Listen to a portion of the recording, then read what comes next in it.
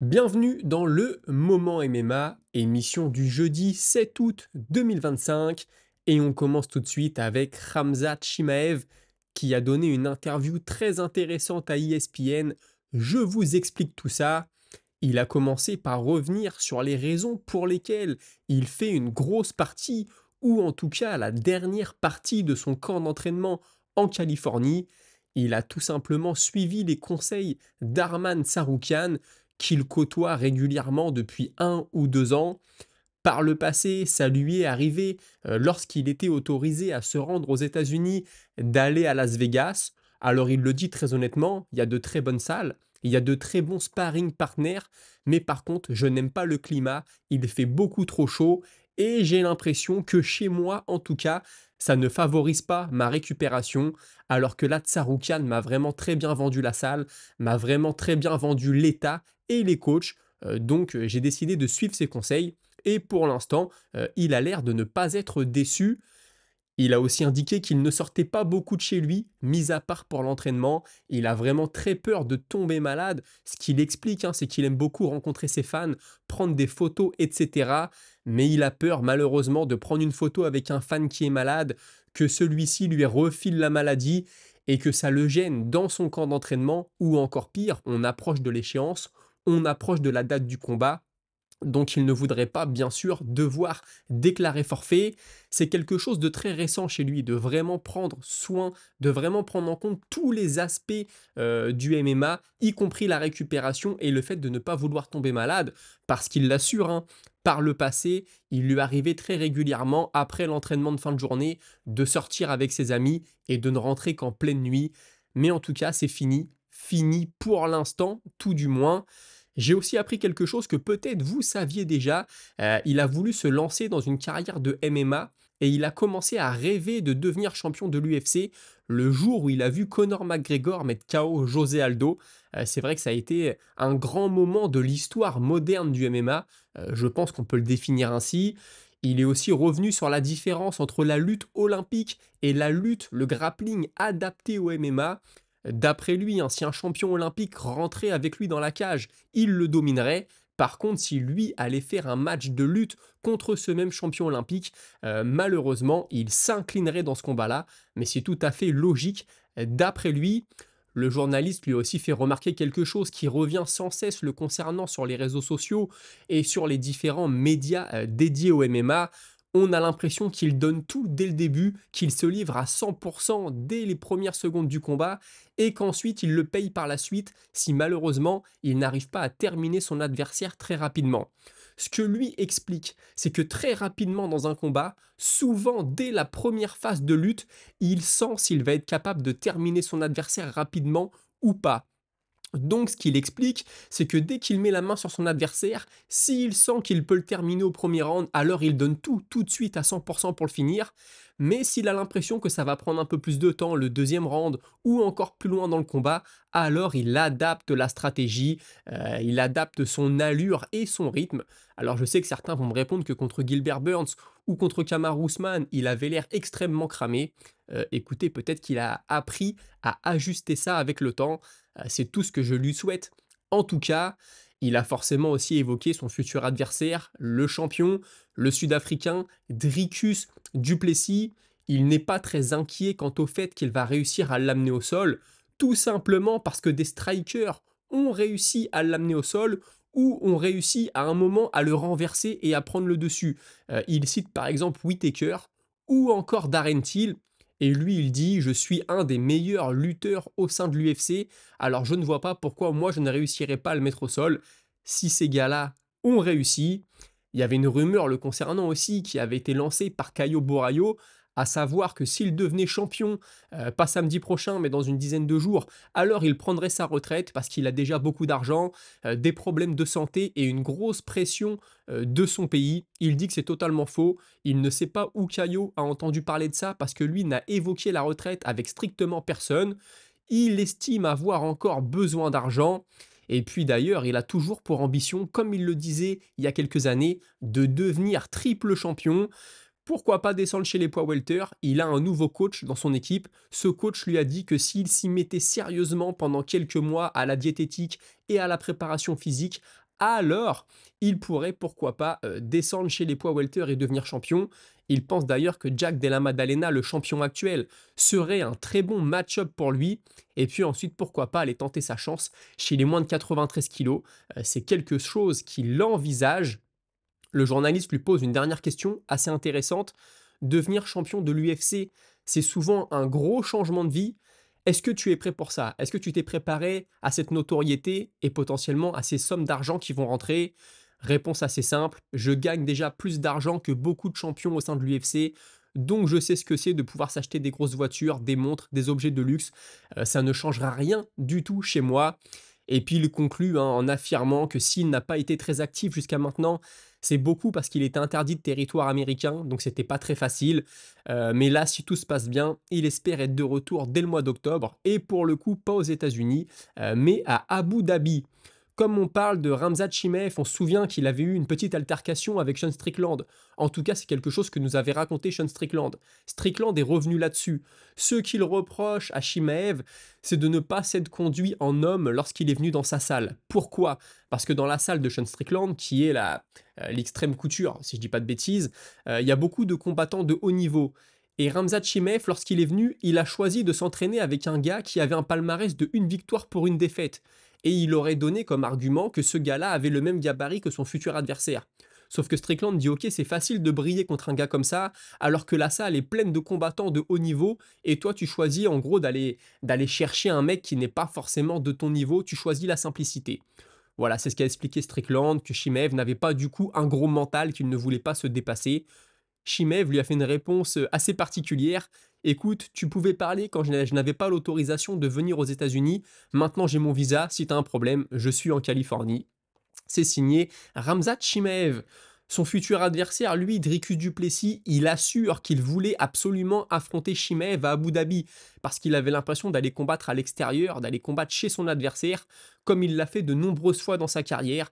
Mais l'UFC lui a dit que ce n'était pas possible, que le combat aurait lieu à Chicago. Alors écoutez, tant qu'il combat, il est satisfait. Il n'est jamais allé à Chicago, donc il est tout aussi ravi. On va maintenant rester dans cette catégorie avec Nassourdine Imavov qui est revenu sur sa situation actuelle et son combat à venir contre Caio Borraio. Alors tout d'abord, concernant cette histoire de backup fighter pour le title shot, il a tenu à clarifier la situation. Je trouve que c'était nécessaire parce que son agent s'était exprimé il y a quelques jours, je vous en avais fait part, je trouvais le raisonnement un peu louche. Ce que disait son agent, c'est qu'ils avaient eu des insides, des infos que personne n'a, et ils étaient sûrs et certains que Shimaev combattrait pour le titre, qu'il n'allait pas être malade, qu'il n'allait pas être blessé, et que donc faire backup fighter n'avait pas un grand intérêt. Moi, je vous disais, je comprends pas comment tu peux savoir des mois à l'avance que le mec va pas se blesser, que le mec va pas être malade, et puis peut-être que c'est Dricus du Plessis aussi à qui il peut arriver malheur, malheureusement. Donc là, Imavov est revenu là-dessus. En fait, l'UFC, suite à son combat contre Adesanya, lui dit écoute, on te propose d'être backup fighter pour le combat pour le titre entre Dricus du Plessis et Khamzat Chimaev. À la base, le combat était prévu au mois de juin. Donc lui avait dit bah écoute, on me propose que ça, il n'y a pas de combat à venir. Je vais le faire, ça va être l'occasion de faire un camp d'entraînement, de ne pas combattre à la fin, ça il le regrette un peu, lui il veut être actif, mais en tout cas il va prendre un petit billet et puis on sait jamais, il peut avoir l'opportunité. Finalement, le combat est déplacé du mois de juin au mois d'août. Ça lui fait 2 mois de plus à attendre. Ça commence à le déranger un peu et puis l'UFC lui dit écoute, sinon tu peux être main event chez toi à Paris contre Borraio. Là, il dit c'est parfait, moi j'ai envie de combattre. En plus, Borraio parle beaucoup, ça va être l'occasion de l'affronter et puis ça se passe chez moi à Paris devant mon public. Donc j'ai dit oui. Et finalement, c'est Caio Borraio qui lui va l'affronter à Paris, mais qui en plus de l'affronter à Paris au mois de septembre, va être le backup fighter au mois d'août. Et là, il dit, écoute, il fait ce qu'il veut. Il est très heureux d'avoir pris cette proposition, Caio Borraio, d'avoir accepté cette proposition. Mais maintenant, j'espère que ça ne lui servira pas d'excuse s'il venait à s'incliner contre moi, qu'il ne dira pas, bah oui, mais moi j'ai déjà fait le poids au mois d'août et de nouveau en septembre, donc mon corps n'était pas à 100%. Je suis entièrement d'accord avec Nassourdine Imavov sur ce coup-là. Il a aussi assuré que le trash talk mis en place par le Brésilien ne l'affectait pas du tout, qu'il ne prenait pas ce combat-là pour combattre Caio Borraio en particulier, mais juste parce qu'il voulait être actif. Il dit aussi que le palmarès de Caio Borraio n'est pas si impressionnant que ça, qu'il n'a battu que 2 bons fighters, à savoir Abus Magomedov, qui est très bon, et Borraio a complètement pourri le combat, il n'a fait que courir et venir s'accrocher d'après Imavov bien sûr. Et ensuite il a battu Cannonier qui est un bon combattant, mais Imavov l'avait battu 2 mois avant et Cannonier est revenu un peu trop vite d'après lui, donc il n'a pas affronté la meilleure des versions de Cannonier. Et puis concernant le combat en lui-même, Imavov, il estime être complet, donc si le combat va au sol, il ira au sol sans aucun problème. Maintenant, il a envie de donner du spectacle au public, donc il veut rester debout. Il est aussi bien conscient que Caio Borraio va essayer de pourrir le combat en venant l'accrocher, en venant le coller à la cage, etc. Et lui, il veut prouver qu'il est capable de fournir quelque chose de divertissant, même dans ces conditions, même face à un adversaire qui n'est pas venu pour le spectacle, mais plutôt pour pourrir le combat. Et puis ensuite, bien sûr, il veut son combat pour la ceinture. Alors on lui a demandé: «Est-ce que l'UFC t'a dit que c'était fait?» Il n'a pas vraiment répondu, il a dit: «Oui, oui, le combat est pour moi», mais il n'a pas dit: «L'UFC me l'a affirmé, c'est pas sûr à 100%». D'ailleurs, il pense qu'il aurait déjà mérité de combattre pour la ceinture, mais Chimaev était un petit peu en avance pour lui sur lui. Je trouve que ça, par contre, pour le coup, c'est assez vrai. On va maintenant parler de Islam Makhachev. Pourquoi? Parce que Khabib Nurmagomedov s'est exprimé et d'après lui, son ami a encore 1 an et demi, 2 ans devant lui. Parce que d'après Khabib Nurmagomedov, une fois que tu as passé 35 ans, tu as passé ton pic et souvent les combattants qui continuent à combattre après cet âge-là, ils le font pour l'argent. Mais l'argent ne fait pas tout. En effet, tu peux prendre de l'argent entre 35 et 40 ans, mais tu peux aussi prendre énormément de coups et tu peux subir des dommages qui malheureusement vont t'handicaper pour tout le reste de ta vie. Donc est-ce que ça vaut vraiment le coup de continuer après son pic? Lui, il le dit aussi: «Moi, je me suis retiré à 32 ans», mais parce qu'on connaît tous l'histoire. Voilà, il dit: «Les conditions étaient réunies pour que je me retire», mais je pense que Makhachev devrait se retirer à 35 ans. Puisqu'on parle de Khabib Nurmagomedov, hier, on a parlé de son combat contre Conor McGregor et j'ai David Gauthier qui me dit quelque chose de très intéressant. Conor contre Khabib, c'était quelque chose, jamais il y aura une rivalité comme eux. Donc j'ai réfléchi à ça et je suis assez d'accord avec toi. Ils ont vraiment amené quelque chose qui a dépassé le MMA. Ils ont poussé des gens à s'intéresser à ce sport, à s'intéresser à l'UFC plus particulièrement. Alors c'est vrai que ça a aussi apporté tout un côté que j'aime pas, hein, je l'ai beaucoup dit, le communautarisme vraiment dégueulasse. Si tu aimes Khabib, tu dois détester McGregor, etc. C'est vrai que parfois ça volait pas haut, surtout du côté du public. Du côté de McGregor non plus, faut être assez honnête. Bon, tout ce qui s'est passé après, les débordements, etc. Franchement, l'UFC s'est régalé de cette histoire-là, l'UFC a adoré. Et tout ça me fait dire que je regarde actuellement les champions qu'on a à l'UFC, j'ai pas l'impression qu'on ait un seul champion ultra charismatique, un seul champion capable de dépasser les frontières, du public MMA. Tu vois, à l'époque, Conor McGregor, tu pouvais le détester, mais franchement, il a quand même apporté quelque chose qu'on n'avait jamais vu. Alors on a Topuria qui commence un petit peu, mais Topuria, il y a le côté un peu réchauffé. C'est un peu un Conor McGregor bis parfois sur certains aspects, il faut être honnête. Là, je pense que si Chimaev prend la ceinture, Chimaev, il a ce truc. Moi, j'ai des amis, ils suivent pas le MMA, ils connaissent Khamzat Chimaev parce que ses performances sont dingues, parce qu'il a ce don de savoir se vendre. Alors, il s'est un petit peu calmé, mais il a un certain charisme, hein, quand il parle, etc. Il a aussi la tête qui va avec, hein, il a le physique de l'emploi. Donc, Chimaev peut amener des gens au MMA. Là, je suis en train de me faire la liste de tous les champions actuels dans ma tête. J'en vois pas, hein, pour le coup, qui soit ultra charismatique. On a eu O'Malley récemment. Un petit peu quand même, faut avouer, O'Malley avait un certain charisme. Depuis qu'Adesanya n'est plus champion, Adesanya a amené quelque chose, hein. Tu as aussi des gens, qui ne suivaient pas le MMA, mais qui connaissaient Israël Adesanya, pour ce qu'il y avait dans la cage, mais aussi ce qu'il y avait en dehors. Mais je suis d'accord avec toi, la rivalité Khabib contre Conor, ça a vraiment été quelque chose. Est-ce qu'on en aura d'autres comme ça? Je l'espère, mais celle-là a été très particulière, c'est vrai. Direction la France maintenant avec Morgan Charrière qui a assuré il y a quelques jours déjà, j'en avais pas parlé, qu'il ne sera pas sur la carte de l'UFC Paris. Il a combattu très récemment, on peut comprendre, hein, il y a peut-être des petites blessures, sans que ce soit trop grave. Là, il vient de prendre une victoire, ce serait dommage de revenir trop vite, de prendre une défaite et puis du coup de freiner ton ascension vers le top 15. Je peux comprendre à 100%. L'UFC, vous le savez, est en pleine renégociation de ses droits de diffusion télé. Ils sont actuellement sur ESPN. On entend dire que l'UFC serait toute proche d'un accord à 1 milliard de dollars. On ne sait pas avec qui, mais il semblerait que ESPN tienne la corde là-dessus, parce que vous le savez, la WWE, le catch, ça fait partie du groupe TKO, tout comme l'UFC, et eux, ils viennent de signer avec ESPN. Donc tout ça laisse entendre que les deux groupes s'entendent très bien, et donc potentiellement on pourrait de nouveau avoir l'UFC sur ESPN. Bon, nous en France, ça ne nous change pas grand-chose, hein, faut être assez honnête. Mais écoutez, pour les gens qui nous écoutent peut-être depuis les États-Unis, des Français d'ailleurs, dites-le moi, ça me ferait plaisir de le savoir. Ah les amis, je voulais juste vous demander quelque chose avant la dernière actualité. J'aimerais savoir si vous suivez des chaînes à peu près comme la mienne, mais qui concernent d'autres sujets, d'autres sports, que ce soit du hockey sur glace, du football américain, je ne sais quel sport auquel je n'y connais rien. J'aimerais faire un format avec quelqu'un qui en est à peu près au même niveau que moi, hein, dans le nombre de followers, même moins, ça me dérange pas.